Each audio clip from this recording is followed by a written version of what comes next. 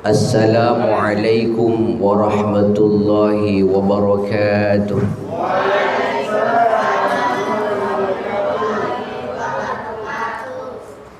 Assalamualaikum warahmatullahi wabarakatuh.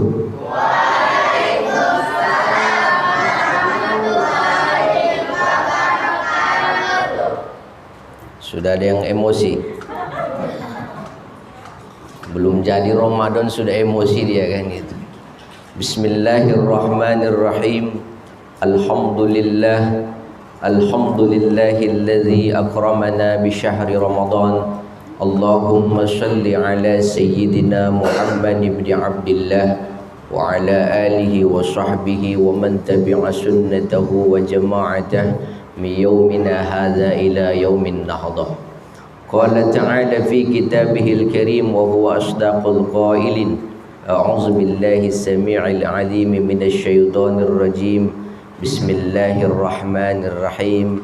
Am hasibtum an tadkhulul jannata wa lamma ya'tikum mathalul ladzina khalaw min qablikum massatuhumul ba'sa'u wad-dharra'u waz-zulzilu hatta yaqular rasul wallazina amanu ma'ahu mata nasrullah ala inna nasrallahi qarib.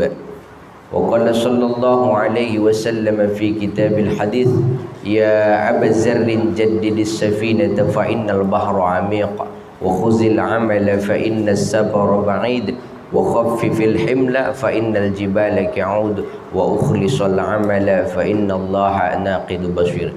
Sadaqallahul azim wa sadaqa rasuluhun nabiyul karim wa nahnu ala zalika minasyahidin wasyakirin walhamdulillahi rabbil alamin. Yang saya hormati Bapak Ibu pembina Yayasan Diniyah, yakni Ibu Profesor yang mewakili tadi Ibu dari Dewan Pembina Dewan Pendidikan, dan juga yang saya hormati Bapak Kepala Sekolah SDIT Ustadz Erik STHI, juga yang saya hormati Bapak Kepala Pesantren Pesantren Diniyah Putri. Kemudian juga yang saya hormati Bapak Kepala MA, yang saya hormati Kepala TK, ada juga ya. Ada Ibu Kepala Pengasuh Anak, pokoknya kepala-kepala lah Pak ya. Nah, semua kepala-kepala saya hormati. Yang sok-sok jadi kepala pun saya hormati. Nah, kan itu. Mana tahu mau jadi kepala dia kan belum jadi kepala.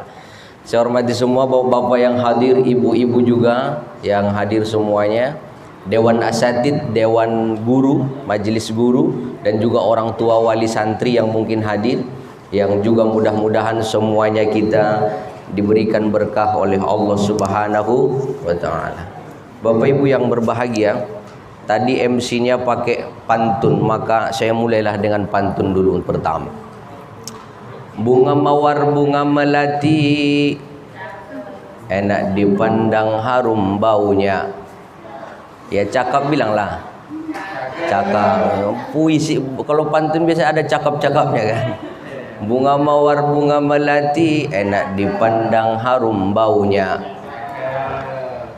Kita semua berkumpul di SDIT Setai Diniyah ini bersama Ustadz Rajman itu namanya.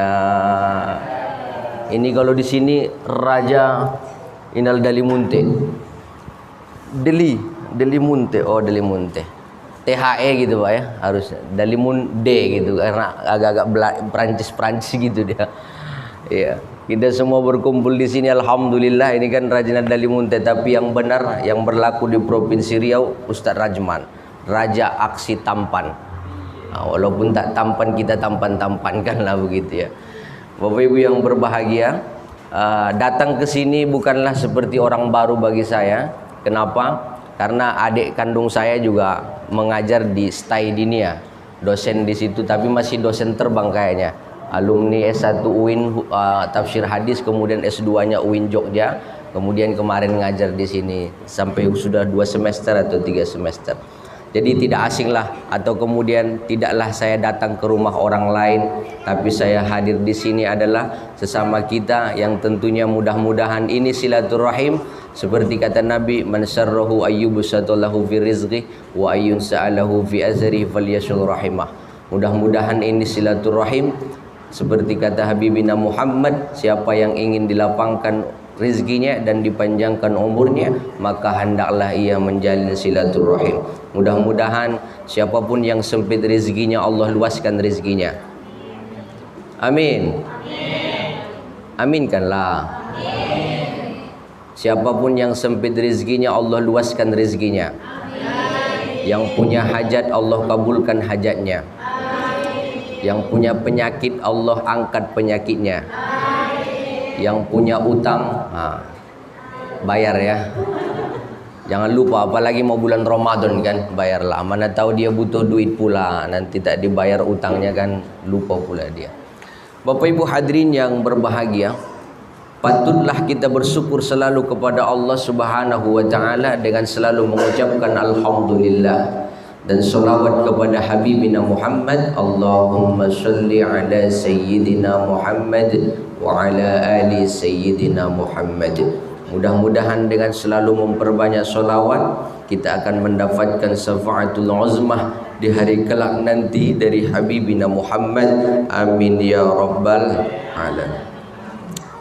Bapak Ibu yang berbahagia, ada 3 orang yang paling tidak enak diajak berbicara. Yang pertama, orang main handphone. Biasanya kalau kita dekat bersama itu gak enak kali kalau diajak ngobrol kan. Coba tanya di samping kita, besok kita kemana? Jawab dia, iya katanya. Padahal yang kita tanya, besok kita kemana? Jawab dia, iya. Kalau bahasa kami di Medan dikatakan begini, kam min qarib ba'id wa ba'id qarib. Bahasa Medan itu kan. Kalau bahasanya, banyak orang yang dekat terasa jauh, banyak orang yang jauh terasa dekat.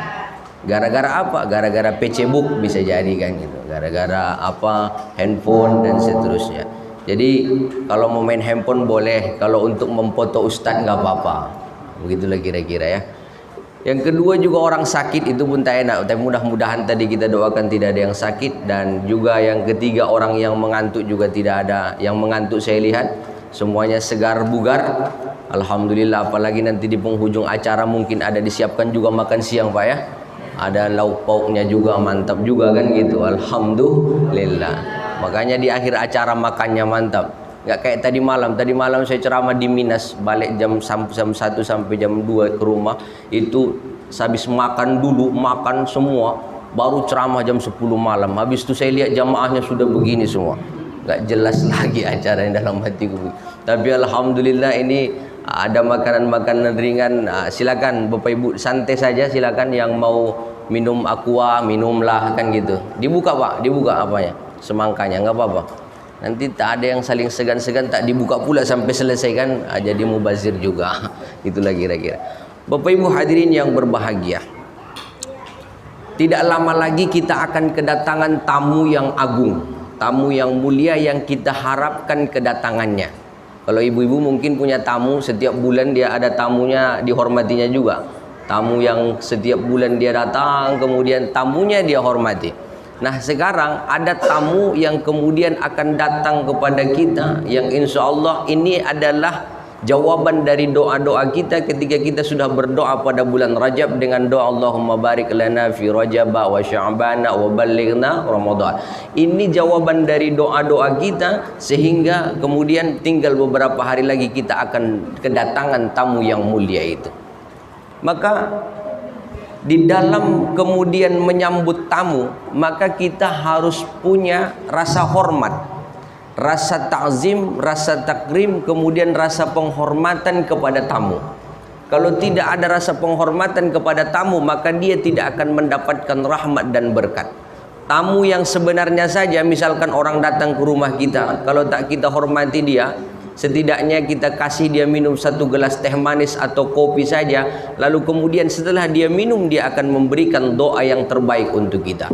Jangan sampai Pak, kalau dia punya tamu, dia ngomong dengan tamunya apa, datang assalamualaikum, waalaikumsalam, masuk tamunya, dia nanya, Bu makan dulu bu gitu, atau enggak makan dulu bu, atau bapak-bapak dia nanya enggak minum dulu pak katanya, ya jawab orang enggak katanya kan gitu. Kenapa pertanyaannya saja sudah enggak minum dulu, enggak minum dulu bu, maka orang enggak jawabnya enggak, kan rata-rata begitu kan. Punya tamu dia enggak minum dulu pak, enggak katanya kan gitu. Coba dia sebutkan minum dulu ya pak, berarti dia mau.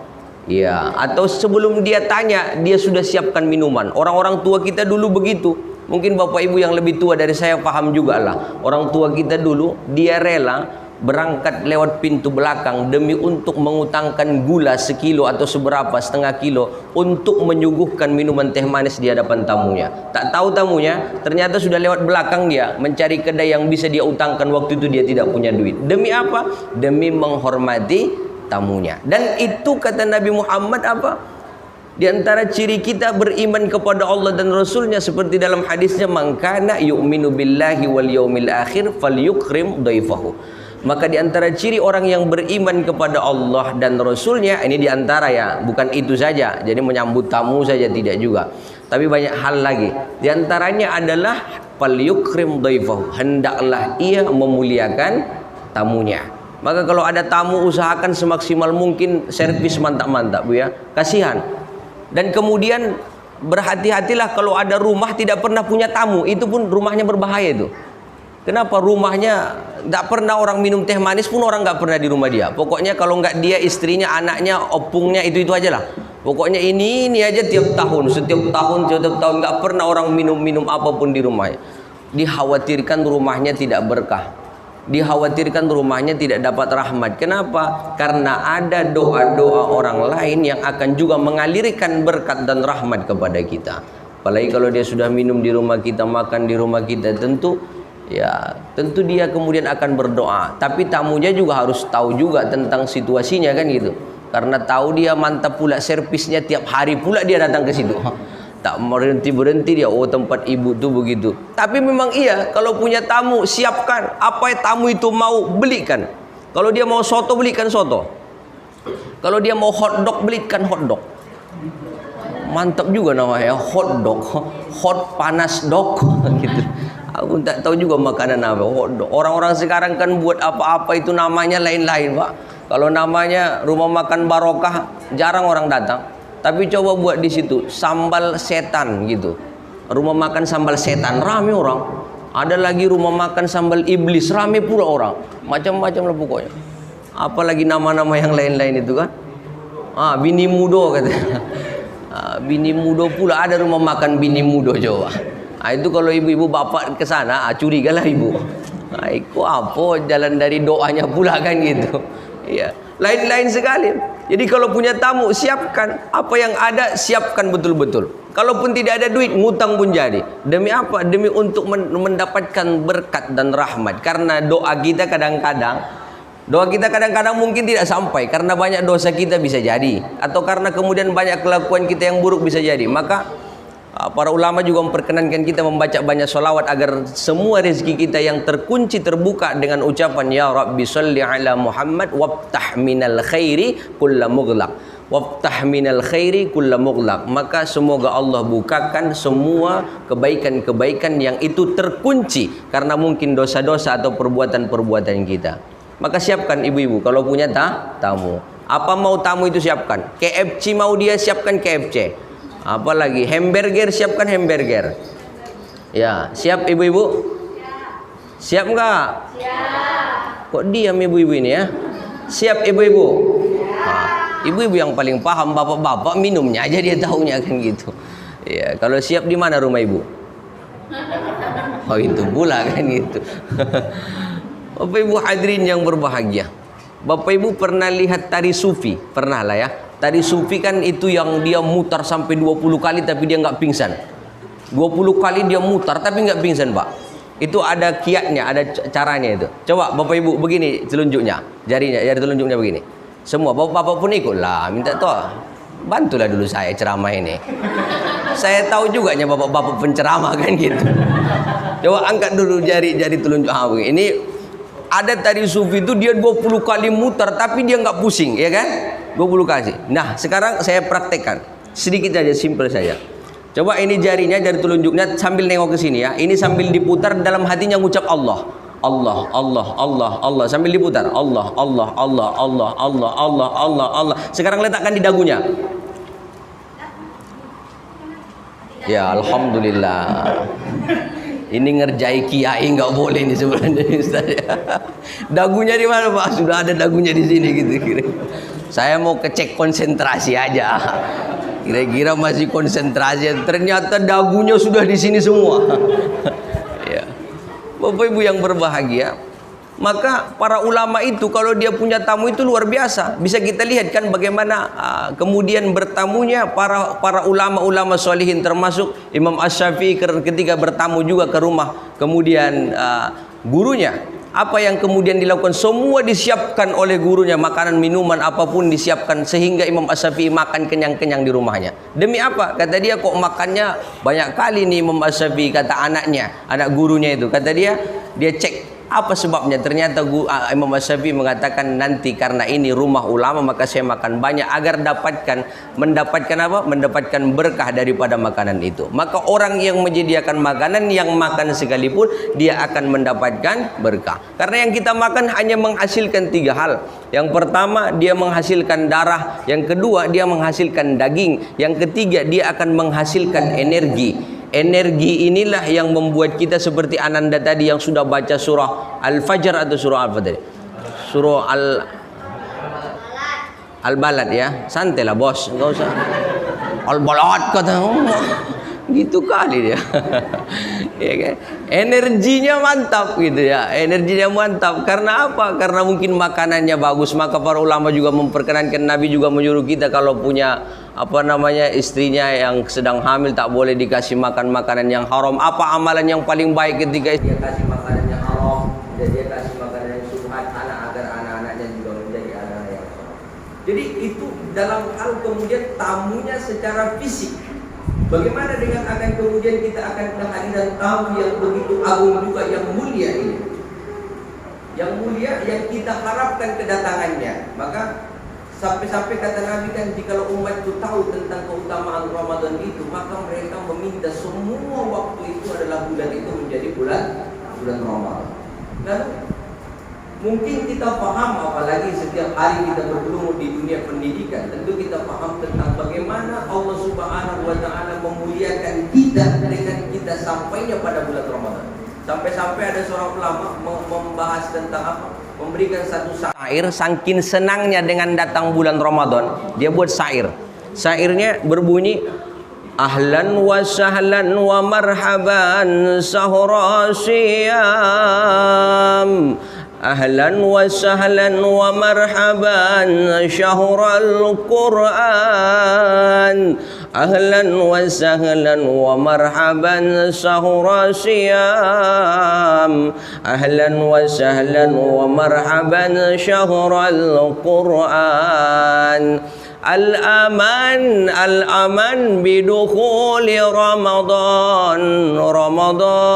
Saking senangnya menyambut bulan Ramadan, maka selamat datang, marhaban bulan puasa, marhaban bulan Al-Quran. Lalu kemudian al-aman bidukhuli Ramadan. Maka amanlah mereka yang masuk pada bulan Ramadan. Aman rezeki kita, aman kemudian kehidupan kita. InsyaAllah yang di bulan Ramadan dia rezekinya tak lancar, InsyaAllah bulan Ramadan semakin lancar rezekinya itu.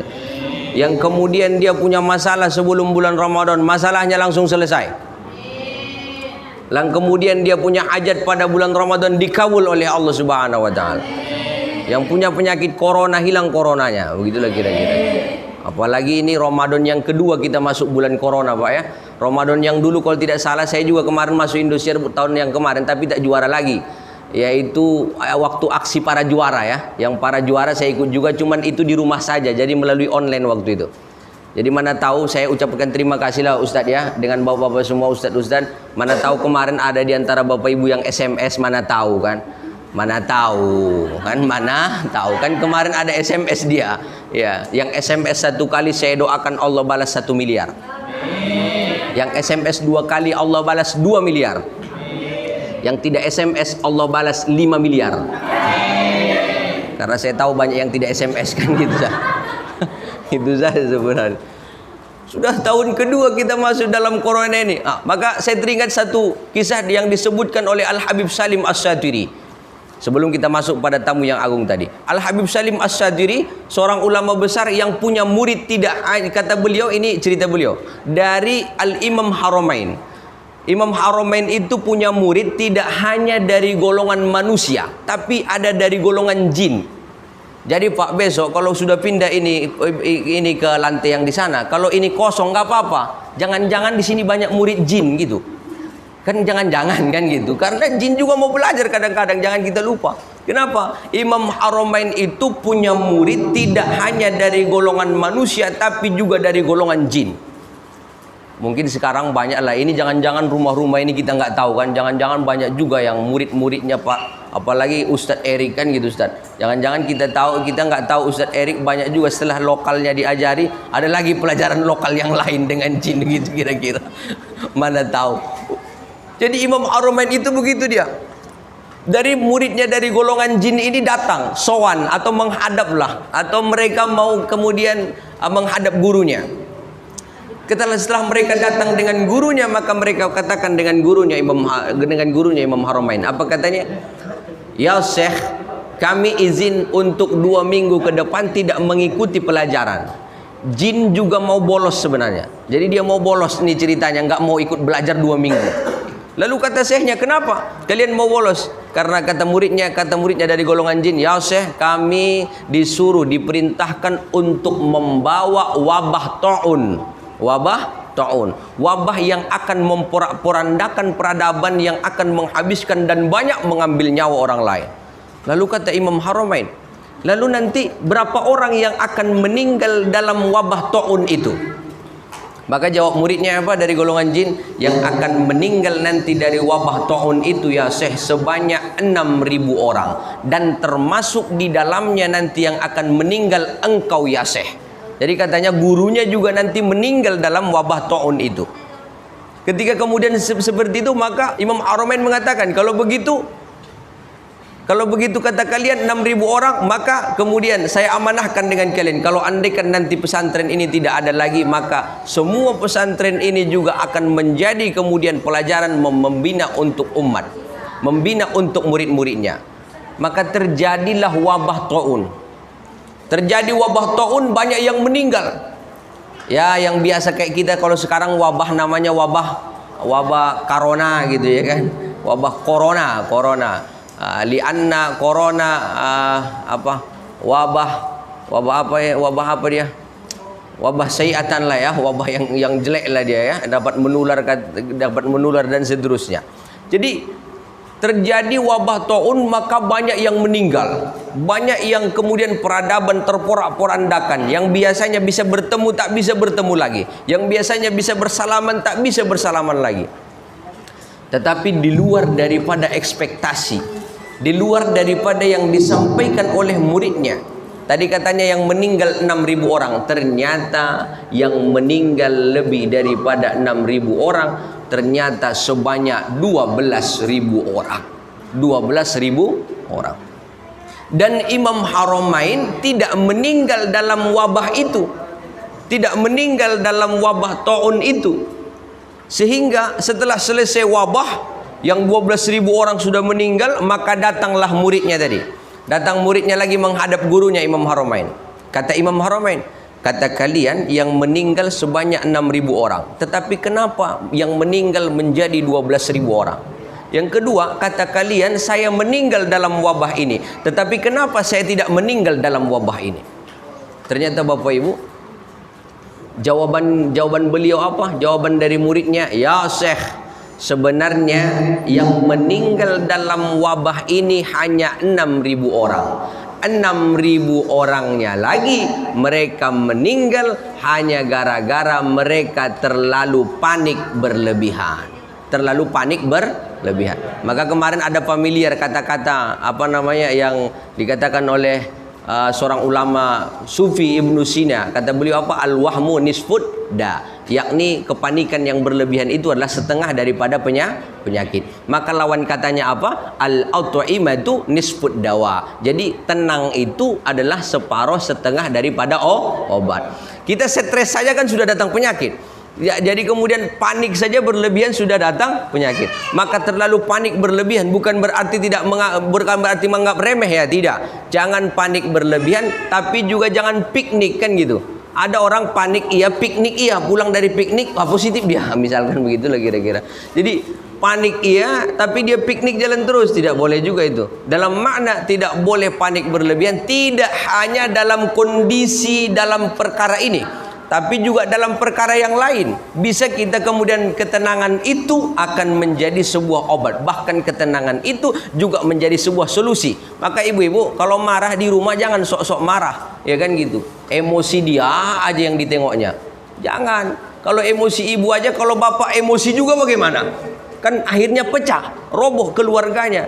Tapi kalau ibu tidak kemudian mampu juga memakai akalnya, hanya hatinya saja misalkan begitu, hanya perasaannya saja, ya terjadi kemudian tidak ada persatuan, perpaduan. Padahal ibu itu, ibu kan ini jadi pelipur lara, oasis segar. Ibu mampu untuk kemudian apa? Ibu ini mampu untuk meredam panasnya api sebenarnya. Loh bagaimana modelnya Ustaz? Iya. Ketika Nabi Muhammad menerima perjanjian pada perjanjian Hudaybiyah dengan Suhail bin Amr dari pimpinan Quraisy. Lalu apa yang terjadi? Ketika Nabi menerima perjanjian itu, kontekstual perjanjiannya itu adalah merugikan umat Islam. Apa di antara perjanjian itu? Di antara perjanjian itu adalah yang tidak menyebutkan dengan Bismillahirrahmanirrahim, kemudian juga mengganti kalimat Rasulullah yang dengan mengucapkan saya Muhammad Rasulullah berjanji dengan Suhail bin Amr. Lalu Suhail bin Amr katakan, dia berdiri, ya Muhammad, saya tidak pernah mengakuimu sebagai Rasulullah. Lalu saya tidak ingin dalam perjanjian kita ada kalimat Rasulullah. Apa diganti? Maka diganti oleh Nabi Muhammad menjadi saya Muhammad bin Abdullah berjanji dengan Suhail bin Amr. Apa yang terjadi ketika Nabi menerima kemudian perjanjian ini? Konsekuensinya sahabat-sahabat Nabi itu mereka malah kecewa dengan Nabi Muhammad. Saking kecewanya mereka, Nabi menyuruh mereka untuk tahallul, memotong rambut. Satu pun tidak ada yang mau sahabat. Satu kali ditanya diperintahkan oleh Nabi tidak mau. Kedua kali diperintahkan oleh Nabi juga tidak ada yang mau. Bahkan kata para ulama tafsir, andaikan ketiga kali Nabi menyuruh sahabat-sahabatnya kemudian tidak mau memotong rambutnya, maka mereka sudah masuk kufur. Maka mereka masuk kafir. Tetapi tidak sampai ketiga kali. Siapa yang datang? Yang datang adalah ibu. Yang datang ibu, yakni istrinya Habibina Muhammad, Sayyidah Hafsah. Datang kemudian dia mendekat Nabi Muhammad. Ketika dia mendekat Nabi Muhammad, maka dia menggunting rambutnya Habibina Muhammad. Maka ketika itu juga semua sahabat-sahabatnya ikut memotong rambut mereka. Berarti ibu itu jadi oase segar. Ibu itu adalah jadi pelipur lara, penenang. Maka benar ummatun rabbatul bait begitu ya. Ibu itu adalah juga kemudian menjadi madrasah pertama di dalam keluarganya dan seterusnya. Ibu itulah kemudian derajatnya. Seperti halnya Siti Hafsah menerima kemudian mengajak Nabi Muhammad, sehingga ketika kembali kemudian ke Madinah maka turunlah ayat yang kemudian Allah katakan kalian tidak kalah. Maka Allah katakan inna fatahna laka fatham mubina liyaghfira lakallahu ma taqaddama min zambika wa ma ta'akhkhar wa yutimma ni'matahu 'alaika wa yahdiyaka shiratan mustaqima wa yansurukallahu nasran aziza. Maka Allah berikan kemuliaan itu. Bapak Ibu hadirin yang berbahagia. Lalu kemudian setelah terjadi kemudian tadi tidak terlalu panik, lalu Imam Haramain bertanya lagi. Lalu kata kalian saya akan meninggal dalam wabah ini, tetapi kenapa saya tidak meninggal dalam wabah itu? Apa jawab muridnya dari kemudian golongan jin? Ya Syekh, sebenarnya engkau meninggal. Sebenarnya engkau target meninggal dalam 6.000 orang itu.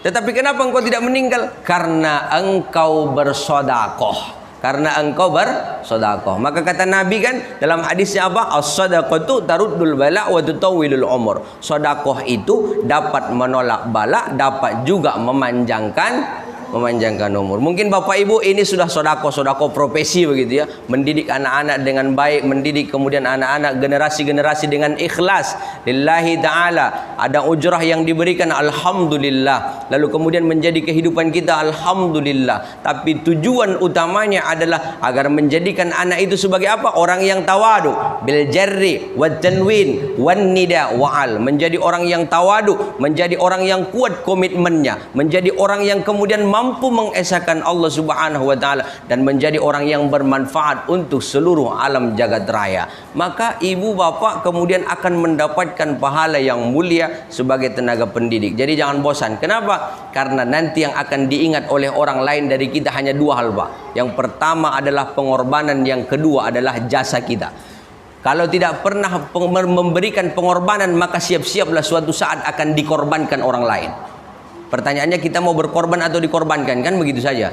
Tentu kita harus berkorban daripada dikorbankan. Ini pengorbanan Bapak Ibu. Pengorbanan yang Bapak Ibu berikan termasuk orang tua wali santri. Ini pengorbanan agar nanti anak-anaknya mengingat, kemudian cucu-cucunya mengingat kakek-kakeknya pernah menyekolahkannya, berangkat pagi pulang sore plus keringat banting tulang demi untuk menyekolahkan anaknya. Pengorbanan yang akan diingat oleh anak-anak cucu kita. Maka jangan pelit-pelit terhadap pengorbanan, apalagi sudah berkhidmat di yayasan dinia ini. Tentu walaupun itu bukan kapasitas kita, tapi karena pengorbanan kemudian bakti kita untuk memberikan jasa kita, maka kita memberikan kebaikan kemudian di dalam lembaga pendidikan ini. Yang kedua yang diingat orang lain juga jasa kita. Maka jangan pelit-pelit terhadap jasa, atau jangan hitung-hitung dengan jasa. Kalau hitung-hitung dengan jasa kan itu adalah kufur yang tersembunyi sebenarnya. Kenapa? Misalkan ria dia sampaikan dengan orang, kalau bukan karena saya kemarin itu bapak itu nggak jadi apa-apa itu. Kalau bukan karena saya kemarin dia itu nggak jadi orang itu. Kalau bukan karena saya kemarin bapak itu bukan jadi siapa-siapa.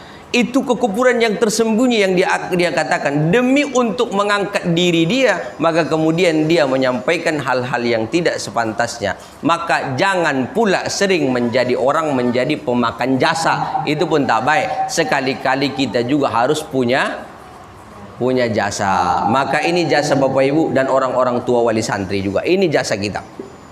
Kembali ke tamu yang tadi Bapak Ibu yang berbahagia. Cerita tentang kemudian bagaimana memuliakan tamu ini ada cerita yang unik. Ini kisah nyata. Kisah nyata yang terjadi ketika ada suatu perkampungan, Pak. Di suatu kampung itu semua rata-rata orang kaya.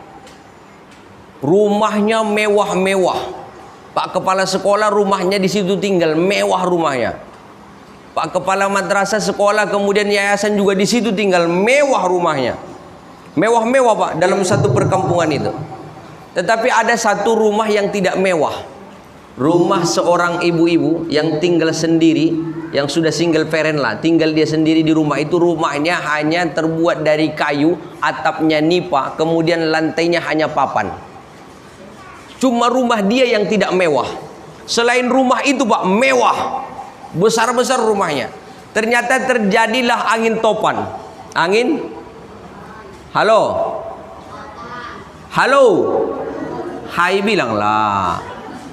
Ku tengok udah begini, apa Ustaz nih katanya. Halo. Rumah yang mewah-mewah tadi hanya satu rumah yang tak mewah. Ternyata terjadilah angin topan atau angin puting beliung. Kalau dalam Quran kan ada umat yang diazab oleh Allah dengan angin. Itu umatnya dari kaum Ad dengan kaum Samud. Bisa kita lihat dalam Quran surah Al-Haqqah dengan sebutan birihin sorsorin, ya begitu. Kalau dalam Quran ketika penyebutan angin itu dengan kalimat tunggal atau mufrad, maka dia anginnya berarti berbahaya. Birihin misalnya, itu anginnya berbahaya. Tapi kalau dengan kalimat jamak atau plural atau jamak taksir misalkan, ar-riyah misalkan, itu berarti anginnya tidak berbahaya. Itulah angin yang menghidupkan bunga janda bolong ibu di rumah. Kan ada bunga janda bolongnya kan? Coba kalau bunga janda bolong itu letakkan di kamar kita, kamar tidur, kira-kira bisa hidup nggak? Nggak bisa, pasti mati, besok layu dia. Tapi dia di depan. Maka angin yang menghidupkan itulah mengawinkan antara satu tumbuhan dengan tumbuhan yang lain. Maka jadilah dia kemudian baik menjadi baik. Maka tak boleh kemudian untuk apa? Maka tak boleh merusak lingkungan kan itu.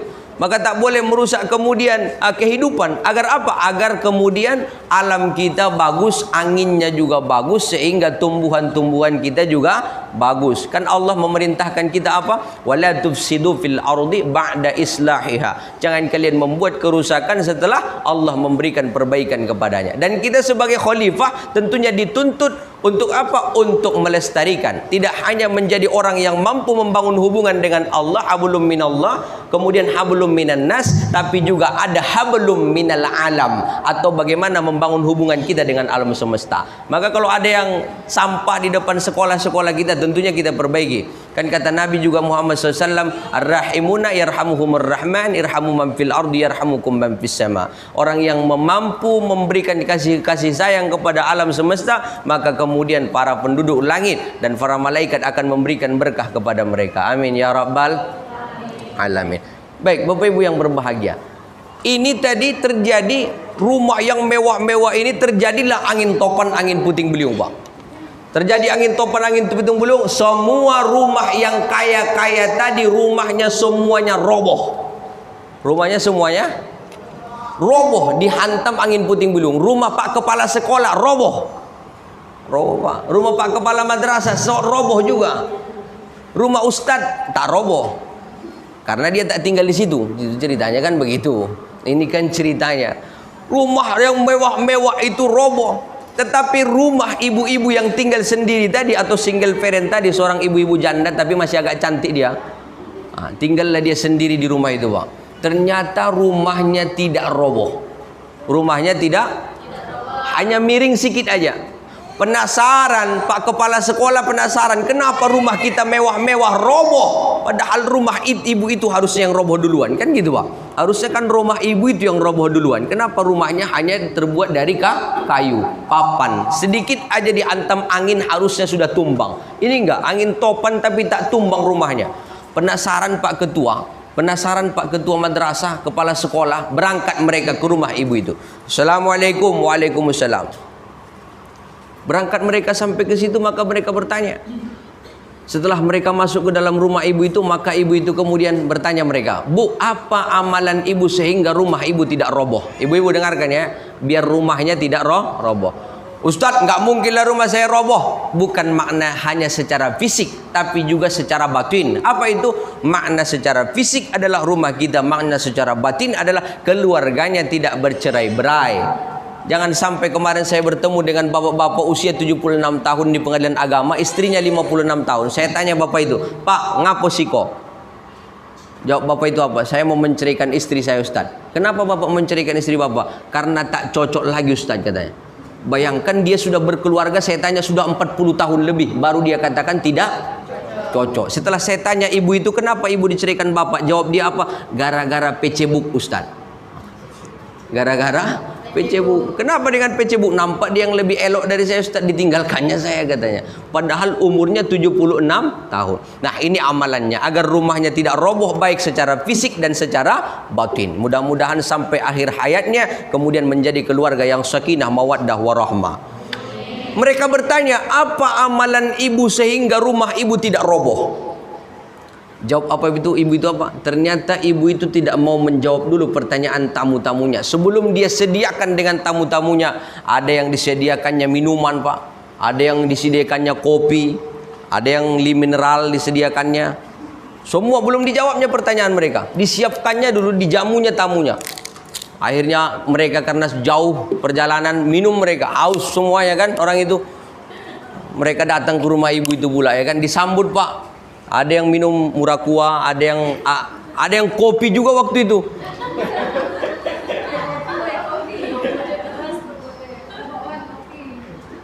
Waktu itu, ini kan waktu itu.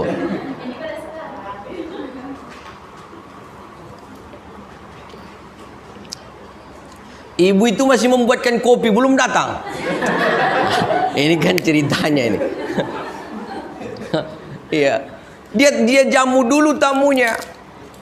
Dia belum mau jawab pertanyaan mereka sebelum dia sediakan kemudian minuman di hadapan mereka. Ternyata baru dia bertanya lagi. Udah minum ini, tapi kopi belum datang juga, kan begitu cerita. Ini kan diceritanya, ini cerita. Maka mereka tanya lagi, Apa amalan ibu sehingga rumah ibu tidak roboh dihantam angin puting beliung itu? Rumah kami mewah semuanya roboh. Kuat pondasinya rumah kami roboh. Rumah ibu cuma segini tinggal diginikan aja sebenarnya sudah roboh. Ini angin topan, angin puting beliung tapi rumah ibu tidak roboh. Jawaban ibu itu apa? Jawaban ibu itu mengenaskan. Itu jawabannya. Mengenaskan. Bukan jawaban itu ya Bu ya. Jawaban ibu itu mengenaskan. Bagaimana mengenaskannya? Kata ibu itu apa? Kenapa angin topan, angin puting beliung itu tidak mampu merobohkan rumah saya?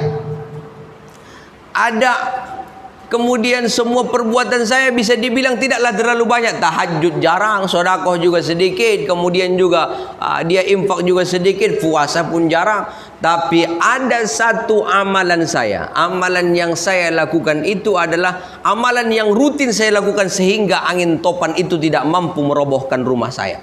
Penasaran mereka, apa amalan itu? Maka ditanya oleh Pak Kepala Sekolah tadi, apa amalan ibu sehingga rumah ibu tidak roboh? Dijawab oleh ibu itu apa? Kenapa angin topan, angin puting beliung tak mampu merobohkan rumah saya? Karena satu amalan saya, setiap pagi dan sore saya rutin minum tolak angin katanya. Minum tolak, ternyata anginnya tertolak Pak. Begitulah kira-kira ya.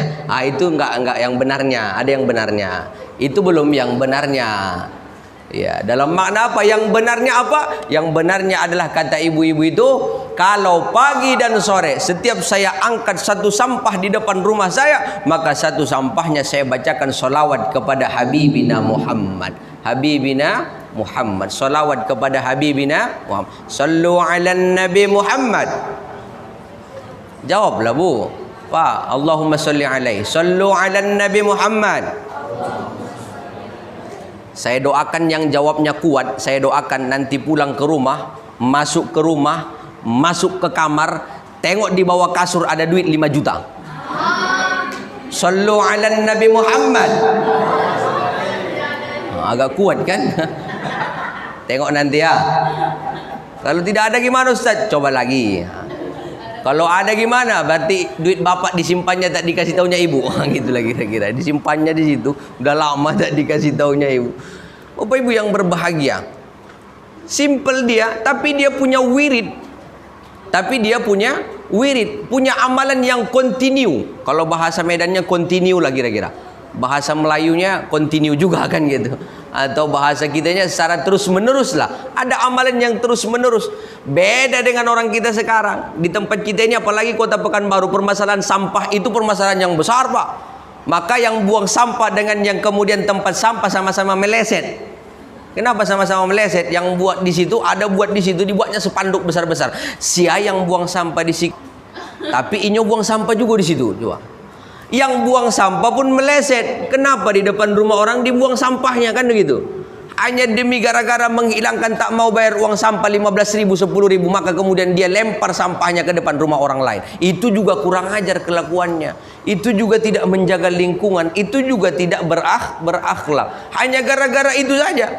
Dan itu problem terbesar kemudian yang terjadi di Kota Pekanbaru. Lalu Bapak Ibu hadirin yang berbahagia, bagaimana tugas kita semua? Tentu kesadaran masing-masing. Kesadaran kita semua. Ibu itu ternyata terselamatkan karena dia punya wirid. Maka kata seorang ulama besar, apa itu Al-Habib Alwi Al-Haddad, kata beliau, man laisa wirid kakirid. Jadi man laisa wirid kakirid. Siapa yang tidak punya wirid itu seperti kirid. Kirid itu kirdun, nyemot. Begitulah kira-kira kan. Siapa yang tidak punya wirid seperti kirdun. Man laisa wirid kakirid. Siapa yang tidak punya wirid seperti kirid. Kenapa? Kemudian kita harus punya wirid Bapak Ibu. Apalagi ini sudah mau menjelang bulan Ramadan. Kita di bulan Rajab ini sudah diwanti-wanti, sudah di warning oleh Allah. Ini bulan Rajab loh, bulan yang mulia. Ini bulan haram. Bulan haram itu apa mulianya? Annal hasanata aksaru sawaban wa annas sayyi'ata aksaru iqaban. Siapa yang berbuat kebaikan pada bulan yang mulia maka ditambah pahalanya. Jika berbuat dosa pada bulan yang mulia maka juga Allah lipat gandakan dosanya. Bulan yang mulia. Di bulan Rajab kita sudah di warning, ini bulan yang mulia. Maka di antara bulan yang mulia, bulan haram itu adalah bulan Rajab. Kata Allah kan dalam Quran apa? Inna iddatus syuhuri 'indallahi 12 syahran fi kitabillah yauma khalaqas samawati wal ard minha arba'atun hurum. Di antaranya ada 4 yang disebut dengan bulan haram, termasuklah dia bulan Rajab. Masuk bulan Sa'ban kita sudah di warning lagi. Kalau di bulan Rajab kita sudah kemudian menanam, maka bulan Sa'ban kita sudah harus kemudian memupuk tanaman kita. Maka datang lagi bulan yang mulia, malam nisfu Sya'ban, di malam di mana kemudian Allah kemudian memberikan kita, mengangkat semua kemudian mengangkat semua kitab-kitab catatan amal kita, lalu menggantinya lagi dengan yang baru. Lalu kemudian mereka yang mau kemudian beristighfar, memohon ampun dengan Allah sebenar-benarnya, maka mereka diampunkan oleh Allah dosanya. Hanya 2 yang tidak diampunkan dosanya. Yang pertama, orang yang kemudian syirik, menyekutukan Allah, dan yang kedua adalah orang yang ada dalam hatinya kebencian kepada saudaranya muslim yang lainnya. Di bulan Sa'ban kita juga sudah diberikan warning untuk memupuk amalan kita, dan pada endingnya nanti, happy endingnya adalah nanti pada bulan Ramadan. Terima kasih. Undang langsung datang kopi kan gitu. Cara menyindirnya harus begitu, baru datang kopi. Bapak Ibu silakan minum kopinya. Ini khusus untuk Ustadz aja berarti ya. Alhamdulillah, ini kopi cappuccino ya. Mudah-mudahan berkah ya. Amin ya rabbal alamin. Saya lihat tadi yang buatnya ini pakai solawat dia ini. Karena mau saya minum itu rasa-rasanya, belum saya minum sudah saya hilang dahaganya. Tapi saya minum juga lah.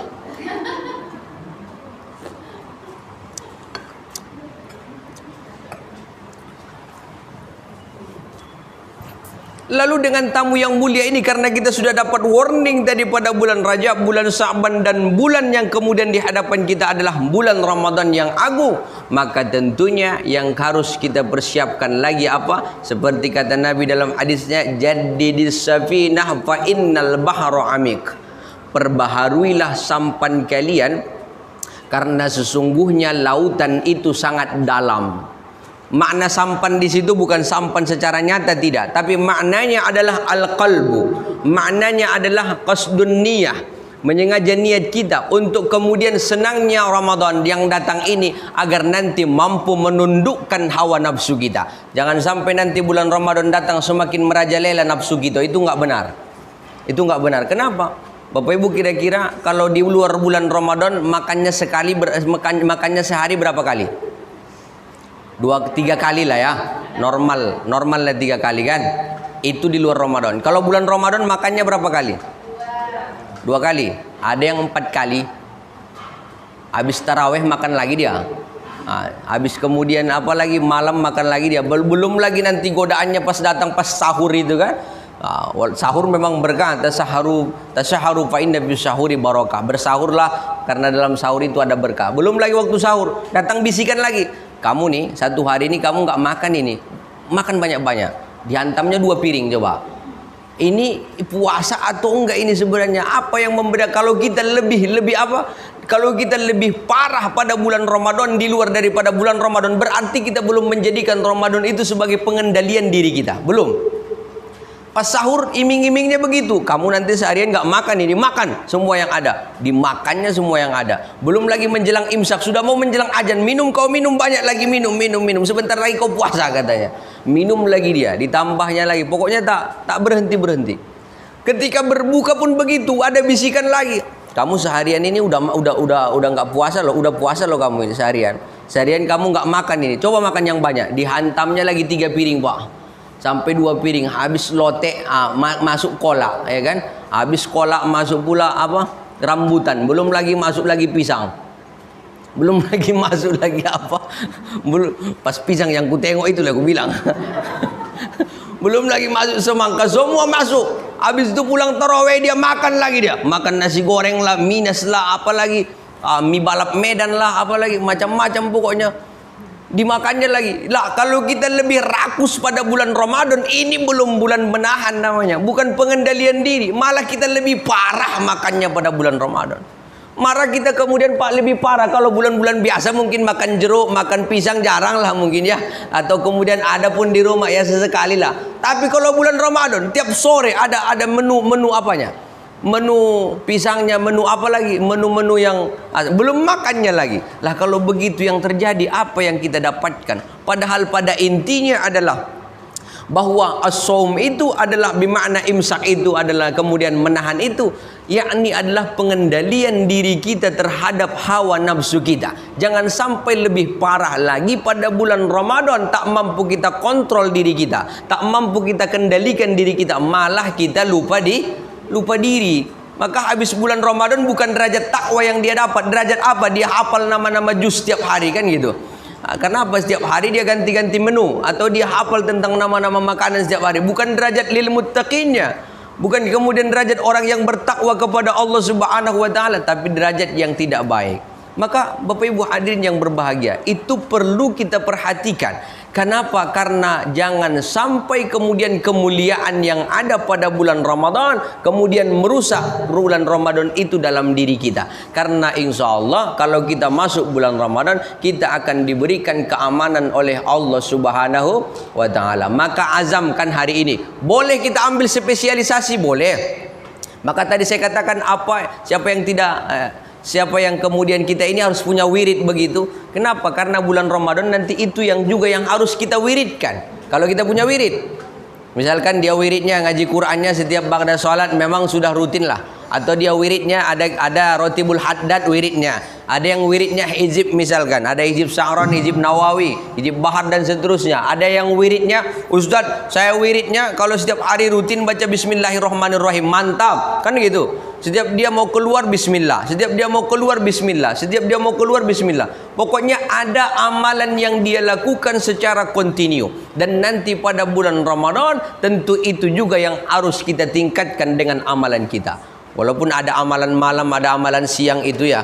Ada amalan tarawih kita di malam hari, siangnya kemudian kita diberikan berpuasa dan seterusnya. Tapi yang juga perlu kita perhatikan Bapak Ibu, kalau tadi as-safinah dengan makna di situ adalah qasdun niat kita, menyengaja dengan niat kita, maka kalau bisa di bulan Ramadan, di malam pertama bulan Ramadan, usahakan kita berniat sebulan penuh untuk berpuasa dengan ta'alluq atau kemudian dengan kita ittiba kepada pendapatnya Imam Malik, yakni yang mengatakan bahwa niat satu kali selama bulan Ramadan itu diperkenankan. Itu menurut Imam Malik boleh dia lakukan. Tetapi bolehkah kita ucapkan itu? Boleh saja. Boleh saja kita ucapkan untuk membackup niat kita yang setiap malam dengan nawaitu shauma ghadin an adai fardhi syahri Ramadan itu. Dengan membackup itu agar nanti jika ada satu hari yang tertinggal, terlupa niat oleh kita, maka niat kita soal puasanya sudah sah. Tapi kalau tidak dibarengi dengan ta'alluq di malam pertama atau kemudian ittibaq di malam pertama mengikut kepada Imam Malik, kemudian mentaklukkan diri kita kepada Imam Malik dengan pendapatnya, berpuasa sebulan dengan niatnya, maka kalau nanti kita lupa pada satu malam di bulan Ramadan berniat, maka puasa kita itu wajib qada. Kita wajib kemudian menahan diri, tidak makan, tidak minum, tapi wajib qada. Karena Imam Asy-Syafi'i mengatakan untuk raddi niat, mengulang-ulangi niat itu adalah hukumnya wajib setiap malam. Maka kita baca nawaitu shauma ghadin an adai fardhi syahri Ramadan hadhihi sanati lillahi taala. Maka mudah-mudahan kita dalam menyambut Ramadan dan sampai Ramadan kita akan mendapatkan derajat takwa kepada Allah. Tapi yakin dan percayalah, hanya mereka yang menghambakan diri kepada Allah yang akan mampu menahan, menjaga puasanya, yang akan mampu menjaga puasanya dari kazab, berdusta, yang akan mampu menjaga puasanya daripada an-namimah, kemudian al-fitnah, kemudian juga menggibah, kemudian juga an-nazru bisahwat, dengan memandang nafsu. Hanya mereka yang mampu menghambakan dirinya kepada Allah. Karena ini bukan urusan lagi dengan apa? Dengan angka-angka, tidak. Kalau angka-angka kebaikan kan ada angka-angkanya Pak. Sedekah ada angkanya. Nanti bisa 70 kali lipat. Kalau kebaikan, satu kebaikan bisa bersepuluh kali lipat. Tapi illa sauma as-saumu li wa ana ajzi bihi. Kecuali puasa, kata Allah dalam hadis qudsinya, maka saum, puasa itu adalah untuk saya dan saya yang akan membalasnya, kata Allah. Maka mereka yang menghambakan diri kepada Allah lah yang akan mampu menghambakan dirinya kepada Allah. Itulah derajat takwa Pak. Kalau kita ingin dilihat orang kan belum takwa namanya Pak. Kalau kita dilihat orang, mau dilihat orang kemudian kita rajin ibadah, itu belum takwa yang sebenarnya itu. Tapi at-taqwa itu adalah ketika memang tidak ada lagi pandangan manusia, tidak ada pandangan orang lain, hanya dia pengawasan dengan Allah Subhanahu wa taala. Maka puasa itu awalnya. Nanti setelah puasa di bulan Ramadan sampai bulan Syawal sampai seterusnya, kita sudah mampu kemudian menjaga diri kita. Dalam makna apa? Bertakwa kepada Allah, kemudian tak hanya dalam pandangan manusia, tapi juga antara kita dengan Allah. Sama dengan puasa, antara kita dengan Allah. Bisa berbohong dengan manusia, bisa, tetapi tidak dengan Allah Subhanahu wa taala. Maka mudah-mudahan sekali lagi saya ucapkan selamat menyambut bulan suci Ramadan. Marhaban ya Ramadan, marhaban ya Ramadan. Mudah-mudahan kita semua dalam iman dan Islam, dan kita semua mendapatkan derajat takwa pada bulan Ramadan. Amin ya rabbal. Mungkin demikianlah ceramah 5 menit ini Bapak Ibu ya. Mudah-mudahan diberikan berkah untuk kita semuanya. Ala hadhihi niyyah wa kullu niyatin shalihah. Al-Fatihah. Bismillahirrahmanirrahim. Alhamdulillahirabbil alamin.